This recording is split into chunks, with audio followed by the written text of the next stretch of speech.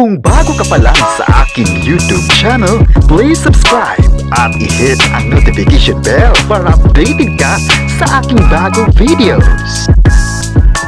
Carmel Collado, makakasama kaya sa Kim Pao World Tour? Mga fans, excited na sa nasabing event. Ang buong kwento, alamin!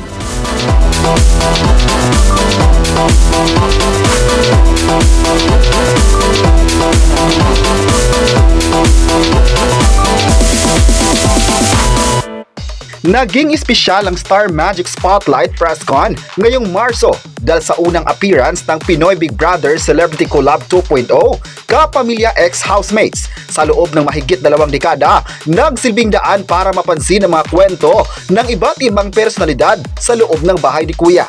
Sa Pinoy Big Brother Celebrity Collab 2.0, muli itong nagbukas ng pinto para sa mga aspiring kapamilya artists under Star Magic.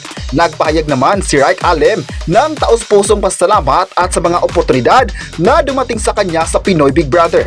Pagbabahagi niya, nagpapasalamat siya sa mga oportunidad na dumating sa buhay niya at maging ang mga oportunidad na dumating sa loob ng bahay.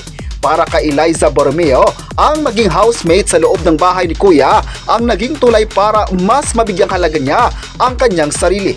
Ayon pa niya, maraming oras daw siyang pinagdadaanan sa loob ng bahay pero si Kuya talaga ang hindi nagkulang sa paalala sa kanya at ginamit niya ito hanggang sa paglabas ng bahay. Handa namang sumabak si Carmel Collado sa mas malaking stage sa pagsama niya sa North American leg ng Love Kim Pao World Tour ni Kim Chiu at Paolo Abilino ngayong March at April.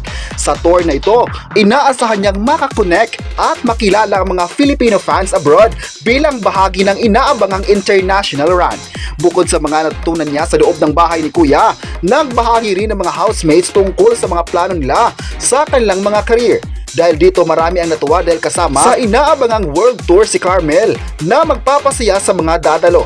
Isa din naman si Carmel sa mga artista ng ABS-CBN na talagang may talento sa pagkanta. Napanood na si Carmel sa ilang TV competition sa ABS-CBN at marami talaga ang napabilib sa kanyang talento. May nagsabi naman na excited na sila sa mga aabangan pa sa kanyang showbiz career. Samantala, bida naman sa mga fans ang Kim Pao dahil sa The Alibi series nila. Marami nga ang natuwa dahil tuloy na tuloy pa ang mga aabangan ng mga fans kina Kim Chiu at Paolo Abilino. Thankful naman daw sila na hanggang ngayon nabibigyan pa rin ng series at projects dahil deserve naman talaga ang dalawang kapamilya na ito.